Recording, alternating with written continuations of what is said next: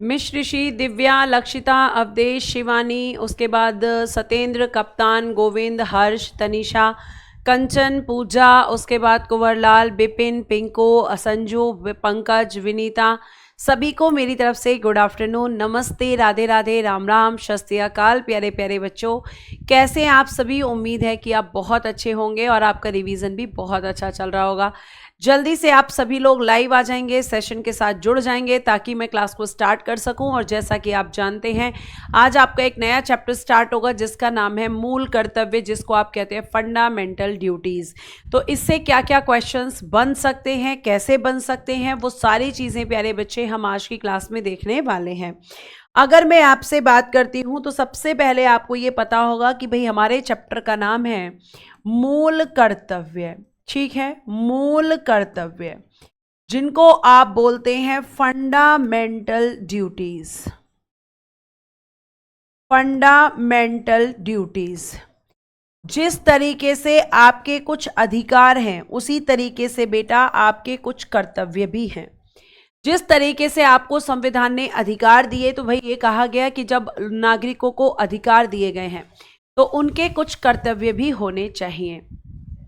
ठीक है, अब देखिए यहां पर अगर मैं आपसे बात करती हूं तो मूल कर्तव्य फंडामेंटल ड्यूटीज कॉन्स्टिट्यूशन के पार्ट, या हम कह सकते हैं कि भाग 4 के ए में है, भाग 4 के ए में। ठीक है, और बेटा जी आर्टिकल 51 के ए में। अब आपको क्या दिख रहा है मैम? कैपिटल ए दिख रहा है। और अगर आप कैपिटल ए हमें बता रही हैं, इसका मतलब हम ये कह सकते हैं कि फंडामेंटल ड्यूटीज मौलिक कर्तव्य मूल संविधान में नहीं थे।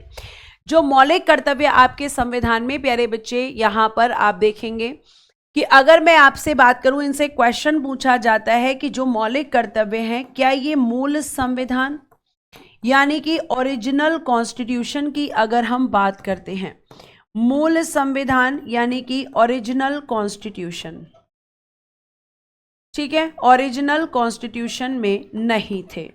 यानी हम कह सकते हैं कि जब 26 जनवरी 1950 को हमारा संविधान लागू हुआ था, उसमें मौलिक कर्तव्य या हम कह सकते हैं कि हमारे फंडामेंटल ड्यूटीज नहीं थे।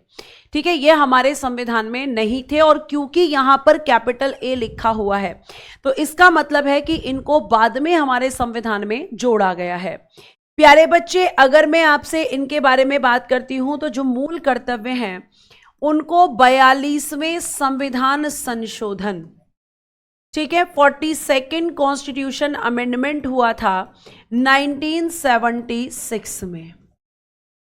ठीक है, लिख लीजिएगा 42nd कॉन्स्टिट्यूशन अमेंडमेंट 1976 के द्वारा क्या किया गया? इनको एड ऑन किया गया, यानी कि आप कह सकते हो जोड़ा गया था। ठीक है, तो क्या ये जब जोड़े गए थे तो क्वेश्चन बनता है कि किस समिति के कहने पर जोड़े गए थे? किस समिति ने इनके लिए रिकमेंडेशन किया था? किसने सिफारिश की थी कि मौलिक कर्तव्यों को संविधान के अंदर जोड़ा जाना चाहिए? तो प्यारे बच्चे 42वें संविधान संशोधन द्वारा इनको जोड़ा गया था। लिखिएगा, स्वर्ण सिंह समिति की सिफारिश पर, स्वर्ण सिंह समिति की सिफारिश पर, स्वर्ण सिंह समिति की सिफारिश पर, on the recommendation of, on the recommendation of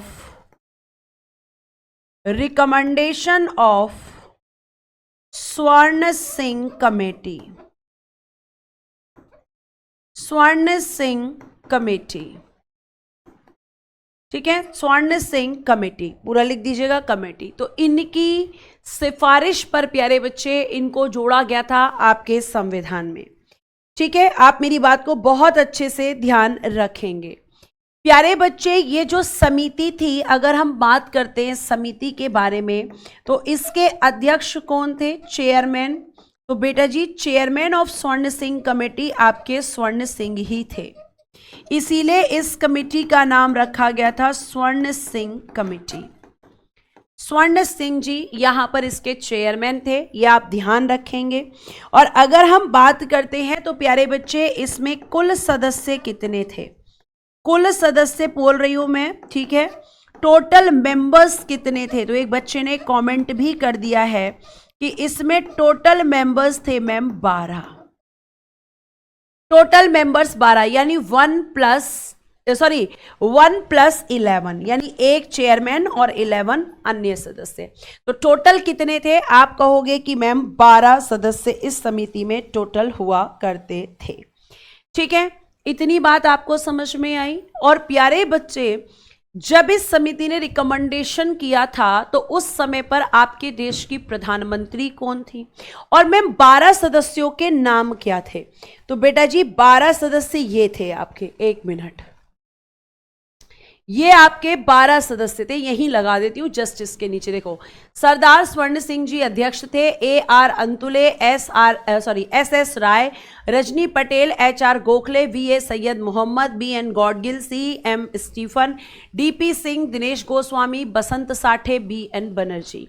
ये 12 सदस्य प्यारे बच्चे इसके अंदर आपके हुआ करते थे, इस समिति के अंदर। और इस समिति ने सिफारिश की थी कि हमारे संविधान के अंदर मौलिक कर्तव्यों को जोड़ा जाना चाहिए। अब बात आती है कि यहां पर आपके देश में उस समय पर, अच्छा हाँ, एक चीज और है कि ये जो स्वर्ण सिंह समिति है, अगर हम बात करते हैं तो समिति का गठन कब हुआ था? तो गठन हुआ था 26 फरवरी 1976। समिति का गठन कब हुआ था?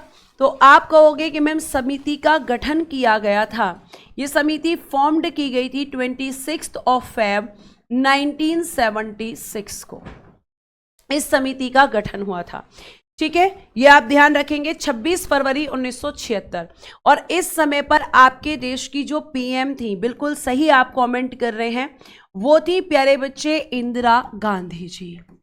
वो थी आपकी प्यारे बच्चों इंदिरा गांधी जी। इंदिरा गांधी जी आपके देश की प्रधानमंत्री थी। आपको मैं बता दूं कि आपके यहां पर जो मौलिक कर्तव्य हैं, ठीक है, आपके यहां आपके संविधान में जो फंडामेंटल ड्यूटीज हैं, जब हम इनके बारे में आगे बात करते हैं तो इस समय आपको बता दूं कि 42वें संविधान संशोधन के द्वारा इसमें 8 मौलिक कर्तव्यों को जोड़ा गया था। 8 मौलिक कर्तव्य जोड़े गए थे। सॉरी, ऐसे नहीं, सॉरी, ऐसे लिखना, पहले एक मिनट रुक जाइए। जो मौलिक कर्तव्य हैं, स्वर्ण सिंह समिति ने सिफारिश की थी। स्वर्ण सिंह समिति ने क्या कहा? स्वर्ण सिंह समिति ने कहा कि 8 मौलिक कर्तव्यों को जोड़ा जाना चाहिए। 8 मौलिक कर्तव्यों को जोड़ा जाना चाहिए। कितने रिकमेंडेशन किए थे इसने? सुन लेना ध्यान से, जोड़ा जाना चाहिए। कितने बोले थे इसने? मैम इसने बोले थे कि भाई 8 फंडामेंटल ड्यूटीज को ऐड करो।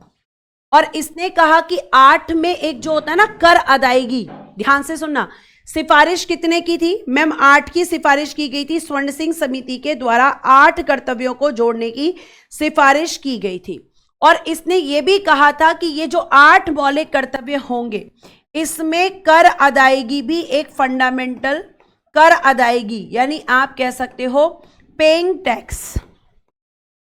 पेइंग टैक्स, तो इसने कहा कि यह भी एक मौलिक कर्तव्य होना चाहिए।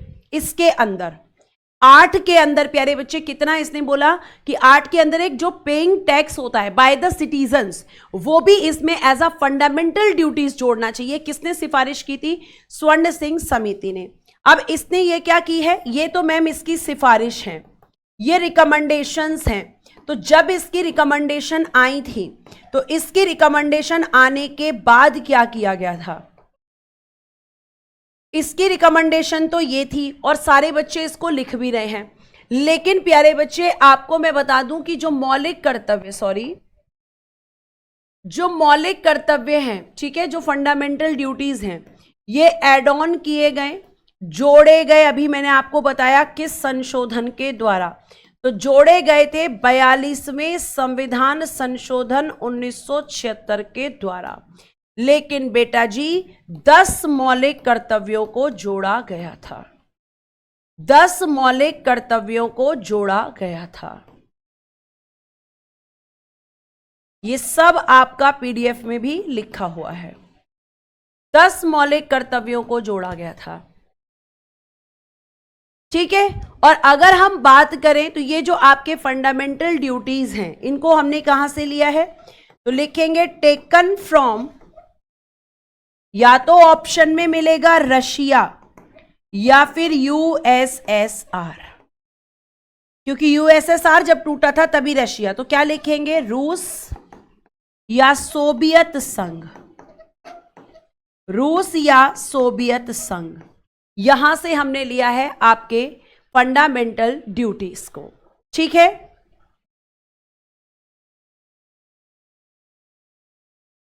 ठीक है।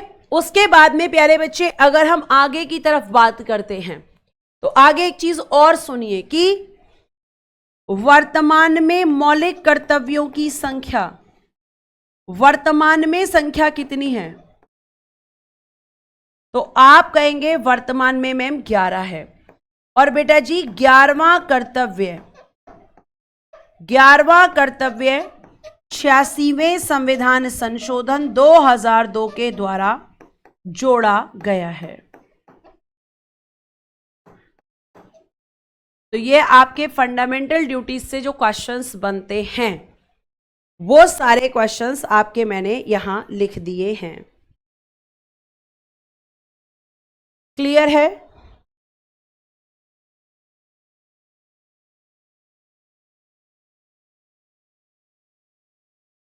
ठीक है, आगे चलिए। अब हमें पढ़ना है कि हमारे कौन कौन से मौलिक कर्तव्य हैं। तो देखो, पहले आपको पढ़ना है, उसके बाद मैं इसको शॉर्ट में लिखकर आपको बता दूंगी कि आपको एक्चुअली में क्या याद रखना है। बेटा नोटिफिकेशन आने की जो बात आप कह रहे हैं,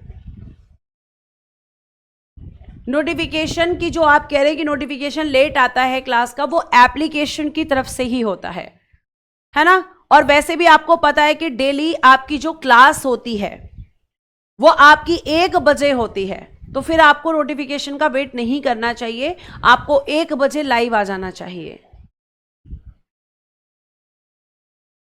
ठीक है, आगे चलिए। आपका जो यहां पे मौलिक कर्तव्य लिखा है कि संविधान का पालन करें, उसके आदर्शों, संस्थाओं, राष्ट्रध्वज और राष्ट्रगान का आदर करें। क्यों करना है? क्योंकि आप भारत के नागरिक हो और आपकी यह ड्यूटी बनती है कि आप अपने संविधान, अपने राष्ट्रगान, अपने राष्ट्रध्वज, इन तीनों को रिस्पेक्ट करो। तो पहली ड्यूटी यही है, पहली ड्यूटी प्यारे बच्चे यही है। ठीक है, इतनी बात आपको ध्यान रखनी है। तो आप कहेंगे कि मैम संविधान का पालन करें और आपका राष्ट्रगान और राष्ट्रध्वज का आदर करें, क्योंकि संविधान आपके देश का है और आप इस देश के नागरिक हैं, तो उसका पालन करना आपका कर्तव्य है। ठीक है, आपकी पहली ड्यूटी। दूसरी ड्यूटी स्वतंत्रता के लिए हमारे राष्ट्रीय आंदोलन, जो नेशनल मूवमेंट्स हुए थे, आपने पढ़े हैं। जैसे नेशनल मूवमेंट्स में बहुत सारे क्रांतिकारी आंदोलन हैं, ठीक है, गांधी जी के बहुत सारे आंदोलन हैं। तो इन राष्ट्रीय आंदोलन को प्रेरित करने वाले उच्च आदर्शों को हृदय में संजोए रखें और उनका पालन करें। अब पता है इनके कीवर्ड्स क्या हैं? पहले वाले का कीवर्ड्स है कि भैया हमें क्या करना है, संविधान यानी कॉन्स्टिट्यूशन, राष्ट्रगान और राष्ट्रध्वज का हमें करना है आदर। इन सब का क्या करना है, आदर करना है। पहला वाला हो गया। दूसरे वाले में हमें क्या करना है, दूसरे वाले में मैम हमें राष्ट्रीय आंदोलन जो हैं, जो नेशनल मूवमेंट्स हुए थे स्वतंत्रता के लिए, उनका हमें रिस्पेक्ट करना है। बस खत्म। एक वर्ड याद कर लो, राष्ट्रीय आंदोलन। आपको पूरा पूरा नहीं रटना है, कोई भी कीवर्ड आपको उठा लेना है। ठीक है, मैं किसी भी फालतू प्रश्न का उत्तर क्लास में नहीं दूंगी, आप चाहे कितने भी कमेंट्स करते रहें। ठीक है, क्योंकि मैं आपको इसका रीजन कल दे चुकी हूं और आप अगर नहीं समझते हैं बेटा तो फिर ये आपकी गलती है, क्योंकि टीचर आपसे कई बार हाथ जोड़कर रिक्वेस्ट कर चुका है कि बेटा प्लीज पढ़ने पर फोकस करो।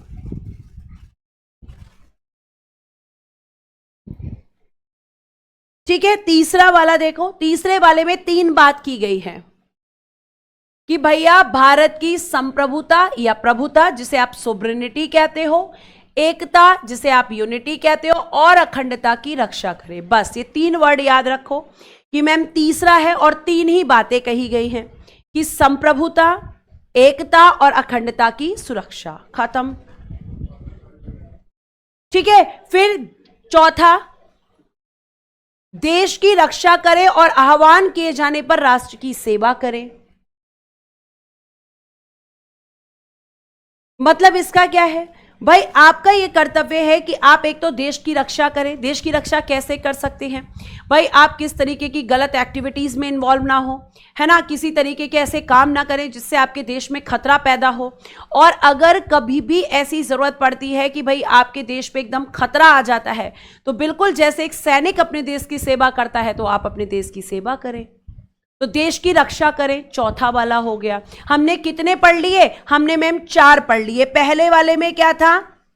पहले वाले में मैम संविधान, ठीक है, आपको क्लास में याद हो जाएगा, राष्ट्रगान और राष्ट्र ध्वज। इनका क्या करना है जल्दी बताओ मैम? इनका रिस्पेक्ट करना है, इनका आदर करना है। ठीक है, दूसरा मैम आपने बताया था कि राष्ट्रीय आंदोलन को रिस्पेक्ट करना है जो स्वतंत्रता के लिए किए गए थे, तो नेशनल मूवमेंट हो गया। तीसरे में मैम 3 ही वर्ड हैं कि हमें भारत की संप्रभुता यानी कि सोवरेनिटी, एकता यानी कि यूनिटी, और मैम अखंडता, इसको क्या करना है? इसको सुरक्षित रखना है, इसको बनाए रखना है। आप कोई भी वर्ड लिख सकते हो अपनी सिंपल भाषा में। और चौथे में मैम हमें क्या करनी है? अपने देश की रक्षा करनी है। देखो 4 तो तुम्हें क्लास में याद हो चुके होंगे अपनी। चौथे में देश की रक्षा करनी है। चौथे में क्या करना है? देश की रक्षा करनी है मैम, और राष्ट्र की सेवा करनी है मैम। बस इतना याद रखो। 5वें में क्या करना है? ट्रिक से ही मैं आपको बता देती हूं। 5वें में लिखिए, 5वें में मैम एक तो हमें क्या करना है, डिटेल में फिर मैं पढ़ा दूंगी, पहले ट्रिक लिख लो। 5वें में मैम हमें क्या करना है? समानता की भावना अपने अंदर लेकर आनी है। समानता की भावना कब आएगी? जब हम एक दूसरे को आपस में भाई भाई मानेंगे, यानी भाईचारे की भावना हमें रखनी है, एक दूसरे के प्रति ऐसा करना है। ठीक है, जो हमारे समाज में भेदभाव होता है, इस भेदभाव को समाप्त करना है, और मैम स्त्रियों का सम्मान करना है। कोई भी ऐसी प्रथा जो स्त्रियों के खिलाफ होती है, उस प्रथा का विरोध करना है। यानी हम सिंपल कह सकते हैं कि रिस्पेक्ट ऑफ वुमेन हमें करना है। ये 3-4 चीजें हैं, समानता की भावना, भाईचारे की भावना, भेदभाव को खत्म करना और स्त्रियों की सुरक्षा करना। ठीक है, अब इसको आप डिटेल में पढ़ सकते हो कि भाई इसमें हमारे कीवर्ड्स यही निकल रहे हैं। देखो, भारत के सभी लोगों में समरसता और समान भ्रातृत्व की भावना का विकास करें, जो धर्म, भाषा और या क्षेत्र या वर्ग पर आधारित सभी भेदभाव से परे हों। ऐसी प्रथाओं का त्याग करें जो स्त्रियों के सम्मान के विरुद्ध हों। तो मैंने आपको यही बताया। अब आप इसको पढ़ लो या आप इसको पढ़ लो। अब भाई भाईचारे की भावना तो मैम देश में तब होगी, हम तो घर में नहीं रख पा रहे। घर में आजकल 2 भाई एक साथ नहीं रह पा रहे। आपको क्षेत्र, भाषा, वर्ग, इन सब के आधार पर डिस्क्रिमिनेशन नहीं करना है। ठीक है, आपको रिस्पेक्ट ऑफ वुमेन करना है, आपको इक्वालिटी जो रखनी है, भाईचारे यानी ब्रदरहुड की फीलिंग्स अपने अंदर रखनी है। ये सब आपको ध्यान रखना है। समरसता का मतलब सात्विक लिखा हुआ है, समानता की भावना, feeling of equality, feeling of brotherhood. ठीक है, prohibition of discrimination, respect of women, ये इंग्लिश है इनकी, लिख लो। Feeling of equality, feeling of brotherhood,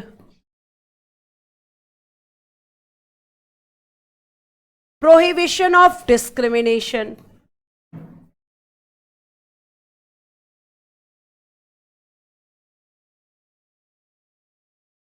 respect of women,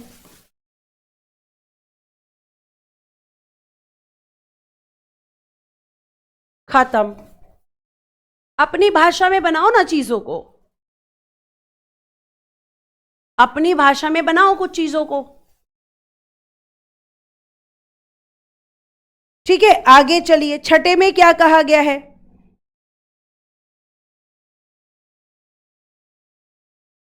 छठे में कहा गया है भाई, छठे में के बात की गई है हमारी जो संस्कृति है, कल्चर की बात की गई है, संस्कृति की बात की गई है, कल्चर की बात की गई है कि हमारा जो कल्चर है, हमारी जो संस्कृति है प्यारे बच्चे, कहा गया है कि आपको क्या करना है, इसका महत्व समझें, इसका इंपॉर्टेंस समझें और इसकी सुरक्षा करें। तो अगर आप इतना याद भी नहीं रखेंगे ना कि इसका महत्व समझें, इसकी सुरक्षा करें, तो केवल आप इतना याद रखो कि कल्चर की बात की गई है, मैम संस्कृति की बात की गई है। ठीक है, तो आप देख लो यहां पे जो फास्ट वाले बच्चे हैं बेटा, वो क्लास में मत आया करो, मैं फास्ट नहीं करवा सकती, मुझे सबको देखना है। तो मैम हमारी सामाजिक संस्कृति की गौरवशाली परंपरा का महत्व समझें और उसका परिरक्षण करें। मैंने आपको यहां पे बता दिया ये चीज कि हमारी संस्कृति के महत्व को समझें और उसकी सुरक्षा करें।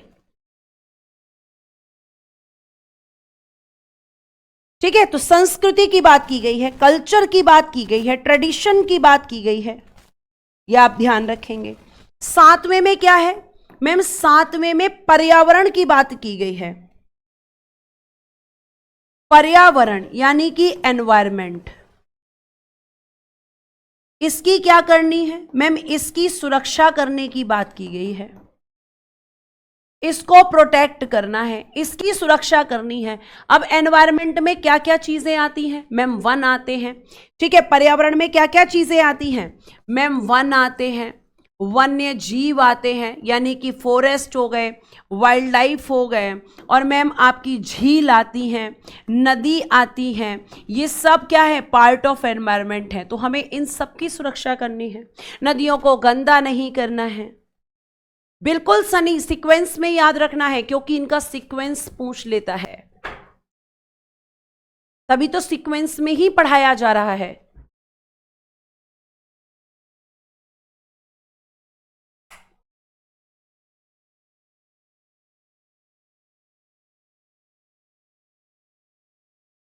ठीक है, ये सब आपको, तो एनवायरमेंट किस में है? 7 नंबर की ड्यूटी में है। आगे देखिए बेटा जी, 8th नंबर में क्या है? 8th नंबर में क्या कीवर्ड्स निकल सकते हैं? तो मैम इसमें बात की गई है कि एक तो आपको अपने अंदर साइंटिफिक अप्रोच यानी कि जो वैज्ञानिक दृष्टिकोण होता है उसको आपको डेवलप करना है। ठीक है, वैज्ञानिक दृष्टिकोण यानी कि हम कह सकते हैं साइंटिफिक आउटलुक भी आप लिख सकते हो, साइंटिफिक आउटलुक, वैज्ञानिक दृष्टिकोण। क्यों? ताकि जो रूढ़िवादिता है वो समाज से खत्म हो।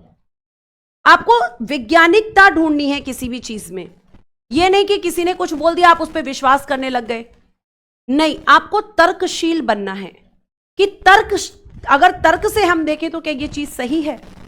जिसे आपने देखा होगा घरों में कई बार हम बैठे रहते हैं चेयर पे या फिर चारपाई पे या फिर बेड पे और पैर हिलाते हैं, तो कुछ लोग कहते हैं कि पैर नहीं हिलाने चाहिए, अपशगुन हो जाता है, पैर नहीं हिलाने चाहिए, घर से लक्ष्मी चली जाती है, लेकिन ऐसा नहीं है।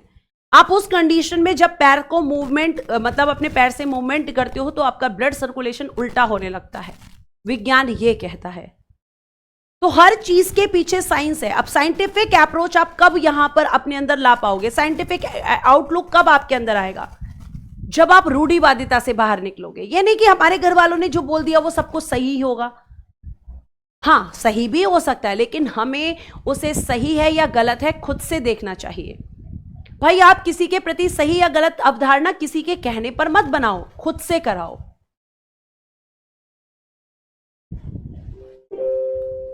ठीक है,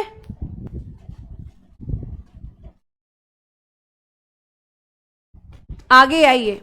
शिवम बेटा आप यहां आ जाइए, आप पढ़ा दीजिए, है ना।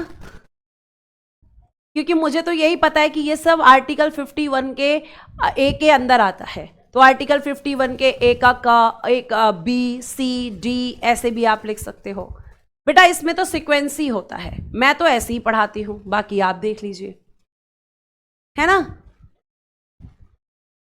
आगे चलिए। तो वैज्ञानिक दृष्टिकोण यानी कि जो साइंटिफिक आउटलुक है उसको आपके अंदर जो है डेवलप करना है।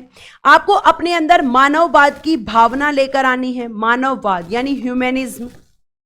ये ट्रिक्स, ये कीवर्ड्स मैं आपको बता रही हूं। ह्यूमैनिज्म की बात की गई है। और बेटा जी ज्ञानार्जन तथा सुधार की बात की गई है। क्या कहा गया है? ज्ञानार्जन तथा सुधार। ज्ञान अर्जित करो और अपने अंदर सुधार लेकर आओ। ये इनमें से कोई भी कीवर्ड याद रख लो, आपको हमेशा याद रहेगा।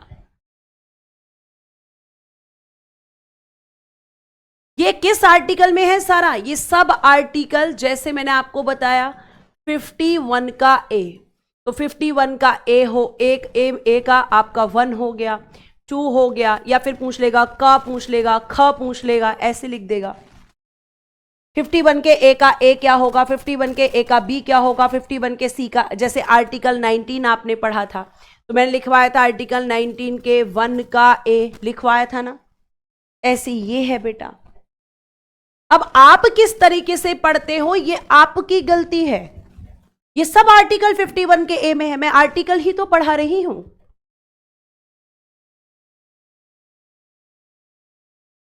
आप टीचर को ये बताने लगते हो कि आप गलत पढ़ा रहे हो, सही पढ़ा रहे हो। खुद सोच के देखो आप क्या क्या कमेंट्स कर देते हो, है ना। रिएक्शन हो तो पता नहीं क्या क्या रिएक्शन हो जाए। अब यही कह सकते हैं कि भाई आप पढ़ा लो यहां आके, यही कह सकते हैं बेटा।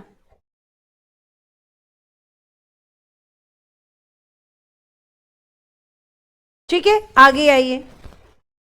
फिर हम बात करते हैं कि 9 वाले में क्या कहा गया है। 9 वाला आपका क्या है? तो इसमें कहा गया है कि भाई आपको क्या करना है। एक तो इसमें सार्वजनिक संपत्ति की बात की गई है। सार्वजनिक संपत्ति क्या होती है बेटा, मैं आपको बता चुकी हूं मैम, जिसको हम पब्लिक प्रॉपर्टी कहते हैं। सार्वजनिक संपत्ति कहा गया है कि इसकी आपको सुरक्षा करनी है, इसको आपको प्रोटेक्ट करना है। और कहा गया है कि आपको हिंसा यानी जो वायलेंस होता है, वायलेंस, आपको इससे दूर रहना है। अब सार्वजनिक संपत्ति क्या होती है? सड़कें होती हैं, ठीक है, यह आपको ध्यान रखना है। आपकी जो पब्लिक प्रॉपर्टी होती है उसमें प्यारे बच्चे अगर हम बात करते हैं तो पार्क आ जाते हैं, आपकी ट्रेन आ जाती है, बस आ जाती हैं। तो प्यारे बच्चों आपको ये चीज़ बहुत अच्छे से ध्यान रखनी है कि ये जो पब्लिक प्रॉपर्टी है जिसको हम कई बार हार्म करते हैं अपने, जैसे आपने देखा होगा कि बहुत सारे आपके यहाँ पर प्रोटेस्ट चलते हैं, है ना। और प्रोटेस्ट किसके अगेंस्ट होते हैं? सरकार के अगेंस्ट होते हैं। ठीक है, आपको करने का अधिकार है, लेकिन जब आप देखते हैं बहुत सारे लोग उस प्रोटेस्ट का फायदा उठा लेते हैं, उसमें बस जला देते हैं, ट्रेन जला देते हैं, पार्क तोड़ देते हैं, तो ये जो पब्लिक प्रॉपर्टी आपको पता है ये आपके और हमारे पैसे से बन रही है, हम सरकार को टैक्स पे कर रहे हैं, उसके बाद फिर यहां पर आकर ये चीजें हो रही हैं। तो अगर हम इन चीजों का नुकसान करते हैं तो आपको पता है अभी कुछ दिन पहले कोर्ट ने ऑर्डर दिया था कि अगर कोई भी सार्वजनिक संपत्ति किसी प्रोटेस्ट के दौरान कुछ लोगों के द्वारा तोड़ी जाती है तो उन लोगों को फिर यहां पर अरेस्ट किया जा सकता है और उनकी प्रॉपर्टी बेचकर जो चीजें आपने खराब की हैं उसका पूरा का पूरा खर्चा निकाला जाएगा। ठीक है, और आपका इसके अलावा हिंसा से दूर रहे, मतलब वायलेंस जो आप करते हो, इसी को तो वायलेंस कहते हैं। बसों को जलाना, ट्रेन को जला देना, रेलवे ट्रैक तोड़ देना, सड़कों को तोड़ देना, पार्क तोड़ देना, तो ये सब क्या है? तो ये सब गलत है। कहा जा रहा है कि आपकी तो ड्यूटी बनती है कि आप इनको प्रोटेक्ट करो और आप इनको क्या कर देते हो? हार्म कर देते हो, हिंसा करते हो। प्रोटेस्ट के दौरान बहुत सारे लोग जो हैं बहुत सारी हिंसा में भी पड़ जाते हैं। ठीक है, यह आपको ध्यान रखना है। उसके बाद प्यारे बच्चे अगर हम बात करें तो 10वां क्या कहता है? 10वां प्यारे बच्चे अगर मैं बात करूं तो इन्होंने कहा है कि चाहे तो आप व्यक्तिगत यानी कि पर्सनली और सामूहिक गतिविधियों में भाग लें। मतलब आप चाहे पर्सनली या फिर ग्रुप एक्टिविटीज जो होती हैं उनमें पार्टिसिपेशन करें, और उनमें पार्टिसिपेशन करने के बाद आप ऐसे काम करें जिससे आपका राष्ट्र ऊंचाइयों को छुए, जिससे आपके राष्ट्र को सम्मान मिले। ठीक है, आप कहोगे कि मैम व्यक्तिगत जो है, व्यक्तिगत और सामूहिक गतिविधियों के सभी क्षेत्रों में आपको क्या करना है कि आपको इसमें उत्कर्ष की ओर आगे बढ़ना है, उत्कर्ष की ओर आगे बढ़ें, आगे बढ़ें। और जब आप आगे की तरफ बढ़ेंगे तो क्या होगा, राष्ट्र का सम्मान बढ़ेगा,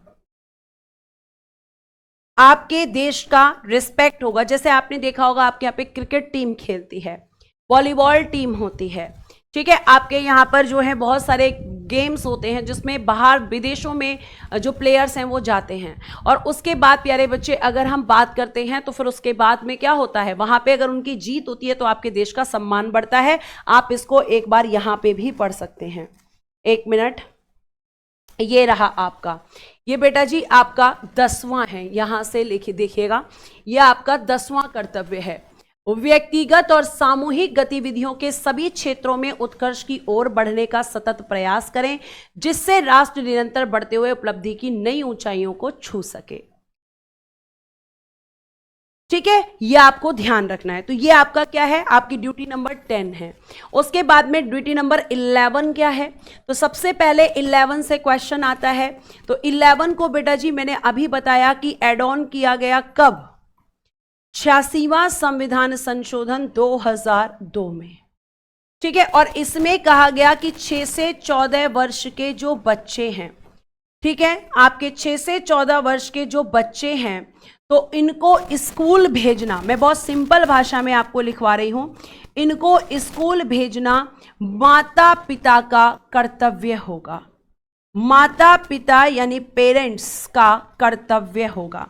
अब भाई सरकार ने आपको बोल दिया कि हम 6 से 14 साल के बच्चों को फ्री एंड कंपलसरी एजुकेशन देंगे, लेकिन अब इसका मतलब तो नहीं है ना कि सरकार आपके घर में आकर आपके बच्चों को लेके जाएगी कि चलो भाई स्कूल। ऐसा तो है नहीं कि सरकार आपके घर में आएगी और घर घर जाके कहेगी कि चलो बच्चों स्कूल चलो, नहीं, वो तो माता पिता की ड्यूटी है ना। तो 6 से 14 साल के बच्चों को फ्री एजुकेशन दे दी भाई हमने, लेकिन उनको स्कूल कौन भेजेगा, देखो यहां पे लिखा हुआ है, मैंने ये भी ड्यूटी, ठीक है, लिखा हुआ है, देखो 6 से 14 वर्ष के आयु के बच्चों के माता पिता और प्रतिपाल्य संरक्षक उन्हें शिक्षा देने के अवसर प्रदान करें। तो ये तो माता पिता का कर्तव्य है ना, बच्चा स्कूल में थोड़ी जाएगी सरकार, ये आप ध्यान रखेंगे। Parents and guardian of children between the age of 6 and 14 years shall provide them with opportunities for education. This duty was added by section 4 of the 86 Constitution. आप इसको याद नहीं भी रखेंगे तो भी चल जाएगा, सेक्शन याद रखने की जरूरत नहीं, लेकिन अमेंडमेंट जरूर ध्यान रखना है। अब मैम इससे जैसे बहुत सारे बच्चे कंफ्यूज हो रहे हैं, जैसे ये आर्टिकल है आपका 51, तो 51 में पूरी की पूरी 11 ड्यूटी है बेटा, पूरी की पूरी 11 ड्यूटी है आपके आर्टिकल 51 के ए में क्या है, तो मैम 11 कर्तव्य हैं। तो इनको कैसे लिखेंगे, तो 51 का A B C D E ऐसे लिखा सकता है, या क ख ग घ ड़ ऐसे लिखा आ सकता है, या 1 2 3 4 5 ऐसे लिखा आ सकता है। तो ऐसे ही तो बताएंगे बच्चे, और कैसे बताएंगे बताइए, और कैसे बताएंगे। तो ये आपके फंडामेंटल ड्यूटीज जो मैंने आपको पूरी बताई हैं, जो मैंने आपको पूरी बताई हैं, ठीक है। तो ये आपकी इस तरीके से लिखी हुई आएंगी पेपर में, आपका यही क्वेश्चन आ रहा था बहुत देर से।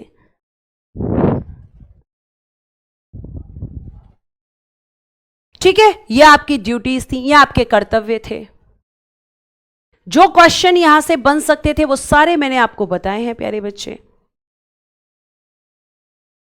और इसके साथ में वर्ड टू वर्ड मैम हमें बाइलिंगुअल चाहिए। ये देखिए पीडीएफ आपकी ऑलरेडी तैयार हो रखी है। ठीक है, आगे चलें। आगे यहां तक बात समझ में आ गई कि क्वेश्चन किस तरीके से आएगा। आपका एक क्वेश्चन आ रहा था यहां पे और मैंने आपको ये बता दिया कि बच्चे इस तरीके से सीक्वेंस में पूछा जा सकता है। आपसे पूछा जाएगा कि 51 के ए में क्या है, बी में क्या है, या डी में क्या है, ई में क्या है, तो भाई आपको पता होना चाहिए। और इस तरह के क्वेश्चन आ चुके हैं, इसीलिए मैंने आपको हर तरीके से चीजों को बताने का प्रयास किया है बेटा, कि आपसे किसी भी भाषा में प्रश्न पूछा जाए तो आपके पास आंसर हो। अब देखिए यहां पर अच्छे से, ठीक है। अब देखिए यहां पर अगर मैं बात करती हूं तो आपका नेक्स्ट चैप्टर है संघीय कार्यपालिका। संघीय कार्यपालिका जिसे आप कहते हैं यूनियन एग्जीक्यूटिव, जिसे आप कहते हैं यूनियन एग्जीक्यूटिव। बेटा एक बात को बहुत अच्छे से ध्यान रखना, और वो बात आपको बहुत अच्छे से ये ध्यान रखनी है कि जैसे अब आपके पास एक यहां पे वर्ड आया है कार्यपालिका। मैम कार्यपालिका या एग्जीक्यूटिव किसको कहते हैं? सबसे पहला तो हमारा यही प्रश्न है प्यारे बच्चे। अगर मैं कार्यपालिका की बात करती हूं तो बेटा जी कार्यपालिका का एक सिंपल सा काम होता है। कार्यपालिका, अगर आप मुझसे पूछेंगे कि इसका कार्य क्या होता है, मैम फंक्शन ऑफ एग्जीक्यूटिव क्या होता है, तो बेटा जी इसका कार्य होता है कानूनों को लागू करना। कानूनों को लागू करना, execute of the laws, execute of the laws. ठीक है, एग्जीक्यूट ऑफ द लॉज, कानूनों को लागू करना किसका काम होता है? मैम कार्यपालिका का। बेटा आपके यहां पर आप एक चीज बहुत अच्छे से ध्यान रखेंगे, और वो चीज आपको ध्यान रखनी है कि जब अगर मैं आपको यहां पे पढ़ाती हूं कार्यपालिका, तो आपको मैं बता दूं कि आपकी जो सरकार होती है, ठीक है, ये आप लिखेंगे कि आपकी जो सरकार होती है, इसके बेटा जी आपके यहां पर 3 स्तंभ हैं। ठीक है, 3 पिलर्स ऑफ गवर्नमेंट होते हैं। कितने स्तंभ होते हैं बेटा जी? 3 पिलर्स होते हैं, जिनमें से एक एग्जीक्यूटिव होता है। देखो सबसे पहले अगर मैं बात करूं तो आपकी होती है विधायिका। ये तीनों पिलर्स आपके स्टेट में भी हैं और सेंटर में भी। इसको कहते हैं लेजिस्लेटिव, और इसका काम क्या होता है? इसका काम होता है कानून बनाना, मेकिंग ऑफ लॉज या मेकिंग लॉज। आप कितना इतना भी लिख सकते हो, मेकिंग लॉज। ठीक है, फिर एक होती है बेटा जी आपकी कार्यपालिका, जो कि हमें अभी पढ़नी है। तो कार्यपालिका को क्या कहते हैं? एग्जीक्यूटिव। और ये क्या करती है? मैम जो विधायिका कानून बनाती है उनको ये लागू करती है। और एक होती है मैम न्यायपालिका, जिसको हम कहते हैं जुडिशरी, जिसको हम कहते हैं जुडिशरी। और ये जो जुडिशरी होती है, ये जो न्यायपालिका होती है, इसका काम होता है प्यारे बच्चे कि आपके यहाँ पर जो कानून बने और आपके यहाँ पर जो कानून लागू हुए वो सही हैं या गलत हैं, वो सही हैं या गलत हैं। तो आपके ये 3 पिलर्स होते हैं, तीनों को आप अलग अलग पढ़ेंगे। विधायिका में आप क्या क्या पढ़ेंगे? संसद और विधानमंडल। कार्यपालिका में आप क्या क्या पढ़ेंगे? मतलब यूनियन में क्या पढ़ेंगे, और आप जो है आप कह सकते हैं मतलब सेंटर में क्या पढ़ेंगे या स्टेट में क्या पढ़ेंगे। और न्यायपालिका में आप supreme court, high court, district court ये पढ़ेंगे। तो ये 3 पिलर्स ऑफ गवर्नमेंट होते हैं। इन 3 स्तंभों के आधार पर ही सरकार चलती है।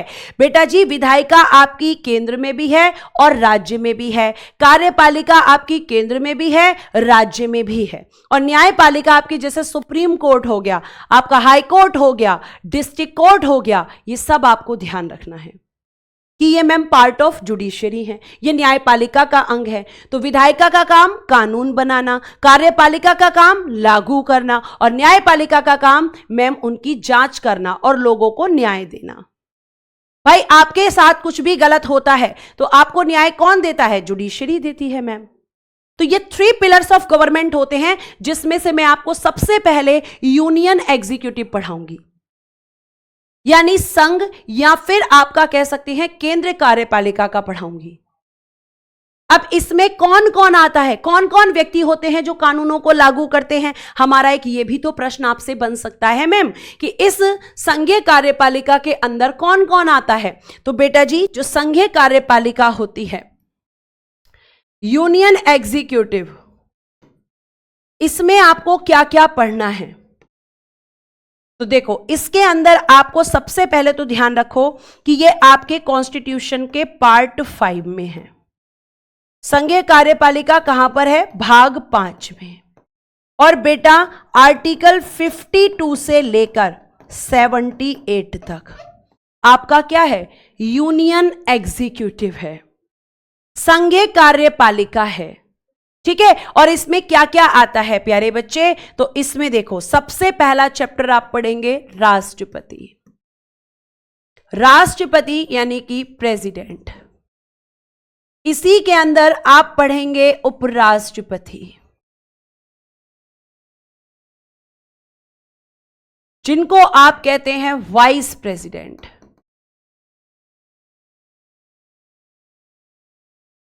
इसी के अंदर आप पढ़ेंगे मंत्री परिषद, संघीय मंत्री परिषद, union council of ministers, union council of ministers, जिसे आप कई बार कहते हैं COM, काउंसिल ऑफ मिनिस्टर्स।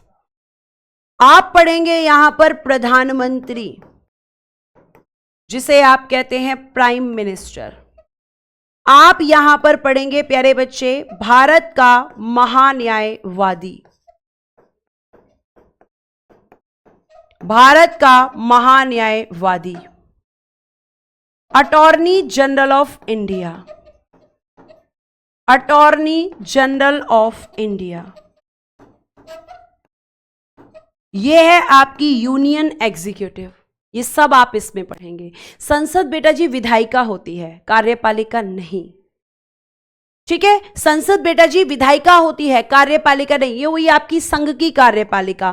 फिर इसके तुरंत बाद में आपको लेकर जाऊंगी राज्य की कार्यपालिका।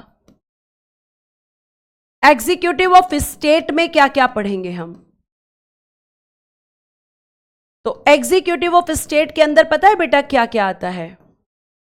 देखो, यहां आते हैं राष्ट्रपति, तो यहां आते हैं राज्यपाल यानी कि गवर्नर। ठीक है, उपराष्ट्रपति यहां नहीं होते।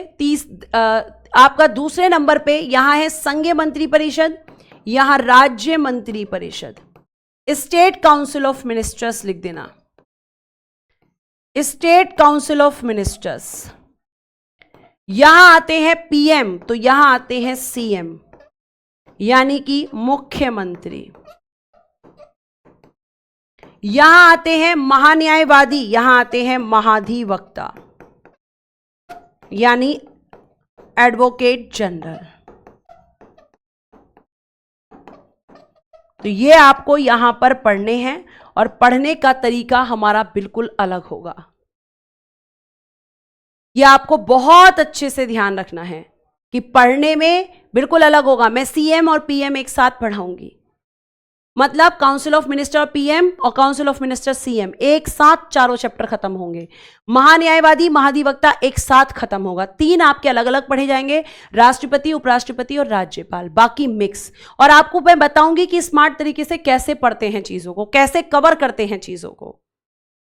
ठीक है, मन्नू मेहरा बेटा जी जो उपराज्यपाल होते हैं, उन्हीं को आपके यूनियन टेरिटरीज में जो राज्यपाल होते हैं, इन्हीं राज्यपाल को आपका उपराज्यपाल कहा जाता है। ठीक है, उपराज्यपाल कहां पर होते हैं? यूटीज में होते हैं, केंद्र शासित प्रदेशों में। जैसे आपके यहां दिल्ली में होते हैं, आपके क्या कहते हैं पुदुचेरी में होते हैं। ठीक है, आपके जो है जम्मू कश्मीर में होते हैं। तो यहां पे उपराज्यपाल जो राज्यपाल का ही नाम है, उसे आपके राज्यपाल ना कहकर यूटीज में उपराज्यपाल यानी लेफ्टिनेंट गवर्नर कहते हैं। ठीक है, अब आप यहां पे देखिए, रिवीजन करवाऊंगी सारा, लेकिन पहले एक बार कोर्स कंप्लीट हो जाए, क्योंकि आप भी जानते हैं कि इसके बाद आपको हिस्ट्री भी पढ़नी है। ठीक है, अगर मैं रिवीजन कराने लग गई तो फिर मैं पढ़ाऊंगी कब बेटा, और मैं पूरी पॉलिटी का रिवीजन कराऊंगी तुम्हें, ये मेरा वादा है तुमसे। आगे देखो, तो आपका चैप्टर क्या रहेगा, राष्ट्रपति। लिखिएगा प्रेसिडेंट, राष्ट्रपति कॉन्स्टिट्यूशन के किस पार्ट में है, अभी बताया पार्ट 5 में, भाग 5 में है। दीपिका जी, संसद कानून बनाती है बेटा, अभी लिखवाया है, प्लीज बेटा फोकस करें क्लास पर, रिक्वेस्ट है आप लोगों से मेरी। अगर आप फोकस नहीं करेंगे तो चीजों में बहुत दिक्कत हो जाएगी। कार्यपालिका, जिसमें हम सबसे पहले पढ़ रहे हैं आपका भारत का राष्ट्रपति। देखो आपके आर्टिकल 52 में क्या कहा गया है, आर्टिकल 52 में क्या कहा गया है, तो आर्टिकल 52 में कहा गया है कि भारत में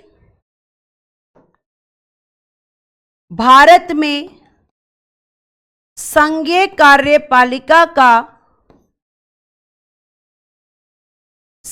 कार्यपालिका यानी यूनियन एग्जीक्यूटिव का प्रधान राष्ट्रपति होगा। प्रधान को कहते हैं बेटा जी हेड ऑफ यूनियन एग्जीक्यूटिव। तो हेड ऑफ यूनियन एग्जीक्यूटिव कौन होता है, राष्ट्रपति। ठीक है, हेड ऑफ यूनियन एग्जीक्यूटिव कौन होता है, राष्ट्रपति होता है। और बेटा जी अगर हम बात करते हैं तो राष्ट्रपति जी कौन होते हैं, देश का प्रथम नागरिक।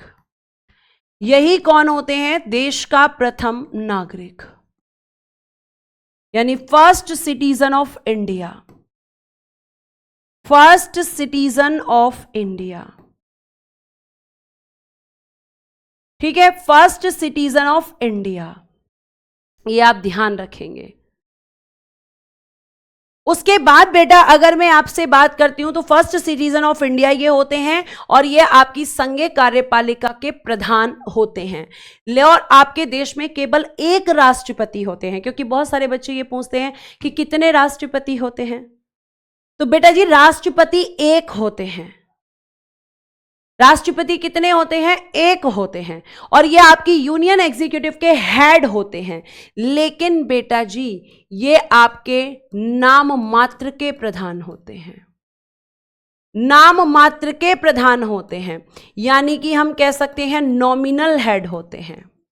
अभी लिख लेना, मीनिंग आपको समझाऊंगी आर्टिकल 53 में। या हम कह सकते हैं ये केवल मैम संवैधानिक प्रधान होते हैं,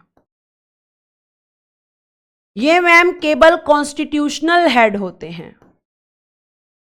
कॉन्स्टिट्यूशनल हेड होते हैं।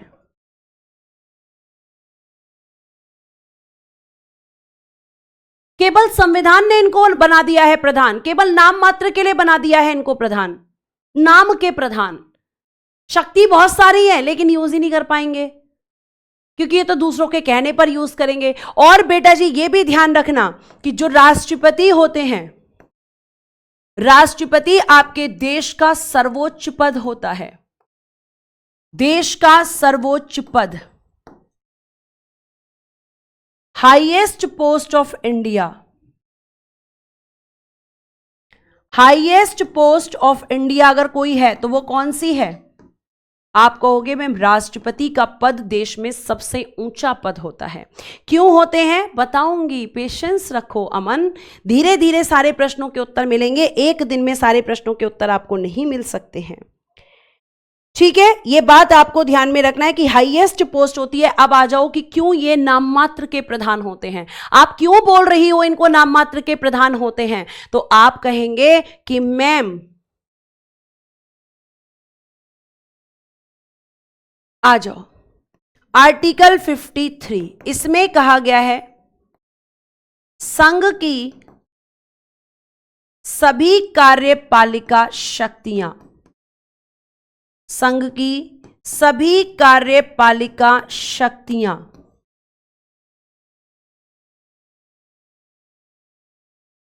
राष्ट्रपति में निहित होंगी। राष्ट्रपति में निहित होंगी, जिनका प्रयोग वह स्वयं या अपने अधीनस्थ अधिकारियों के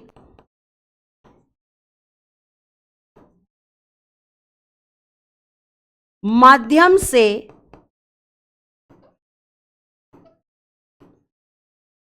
करेंगे।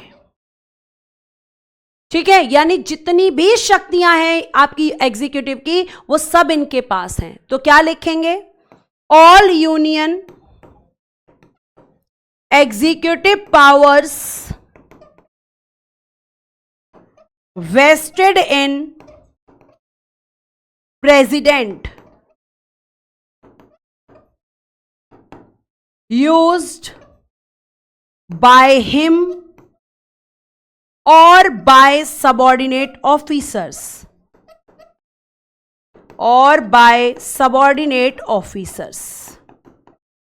बेटा जी, रेयर केस में ये खुद से शक्तियों का प्रयोग करते हैं, वरना यहां पे एक वर्ड आप पढ़ रहे हैं और वो वर्ड आप पढ़ रहे हैं अधीनस्थ अधिकारी, वो वर्ड आप पढ़ रहे हैं सबऑर्डिनेट ऑफिसर। और पता है वो सबऑर्डिनेट ऑफिसर कौन होते हैं? पता है वो सबऑर्डिनेट ऑफिसर कौन होते हैं? वो सबऑर्डिनेट ऑफिसर मैम, यहां पे जो अधीनस्थ अधिकारी शब्द यूज किया गया है वो किया गया है काउंसिल ऑफ मिनिस्टर्स के लिए। इस काउंसिल ऑफ मिनिस्टर का जो हेड होता है वो होता है मैम पीएम। यानी कि शक्तियां नाम के लिए किसके पास हैं? राष्ट्रपति के पास। लेकिन प्रयोग कौन करता है? प्रधानमंत्री और उसकी मंत्री परिषद। मैम नाम के लिए बना दिया इनको प्रधान, लेकिन ये असल में होते नहीं प्रधान। इनकी भूमिका बिल्कुल ऐसे होती है जब बुढ़ापे में दादाजी की हो जाती है। घर में दादाजी होते हैं, पिताजी होते हैं, तो अब दादाजी एक समय पर थे, उनके पास शक्तियां थीं, लेकिन जब बुढ़े हो जाते हैं, पापा कमाने लगते हैं, तो पापा का बोलबाला हो जाता है। प्रधान अभी भी दादाजी हैं, लेकिन केवल नाम के, क्योंकि वास्तविक शक्ति किसको मिल गई? पापा को। और पापा कौन है आपके देश में? प्रधानमंत्री। तभी आपके देश में प्रधानमंत्री बनने के लिए लड़ाइयां होती हैं, राष्ट्रपति बनने के लिए नहीं, क्योंकि शक्ति किसके पास है वास्तविक तरीके से? पीएम के पास है। और ये पीएम किसका हेड होता है? काउंसिल ऑफ मिनिस्टर्स का। इसीलिए इनको कहते हैं कि नाम के प्रधान हैं।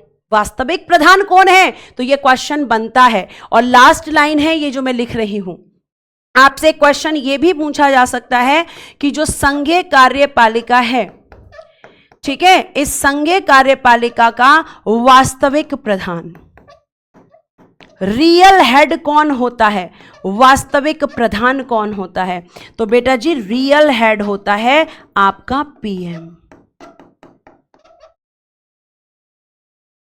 जब तक यहां पर आपके पीएम और काउंसिल ऑफ मिनिस्टर्स, हम कह सकते हैं राष्ट्रपति को नहीं बोलेंगे, कोई काम नहीं करते हैं, ये तो सिर्फ एक कठपुतली है। और बोला है कि संघीय कार्यपालिका के प्रधान होंगे, देश के प्रथम नागरिक होंगे और राष्ट्रपति केवल एक होंगे, है ना? हाँ, जैसे दीदी दावत पापा के नाम आती है और जाते हम हैं, बिल्कुल सही है, ऐसा भी तुम समझ सकते हो, बस समझो। ठीक है, तो अब आपकी नेक्स्ट क्लास है स्टैटिक जीके की, तो आज मैं क्लास को यहीं विराम देती हूं। कल आगे की चीजें आपको बताऊंगी। उम्मीद करती हूं आपको सारी चीजें समझ आ रही होंगी। और संडे आपकी एक्स्ट्रा क्लासेस होंगी।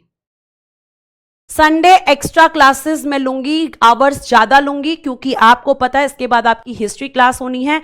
तो मैं चाह रही हूं कि आपका मैं 10 नवंबर तक सिलेबस खत्म कर दूं, 10 से 15 नवंबर तक, ताकि फिर आपकी हिस्ट्री की क्लासेस कंटिन्यू हो सकें, है ना? इसीलिए मैं संडे टाइम बढ़ाऊंगी, हो सकता है उससे पहले भी खत्म कर दूं।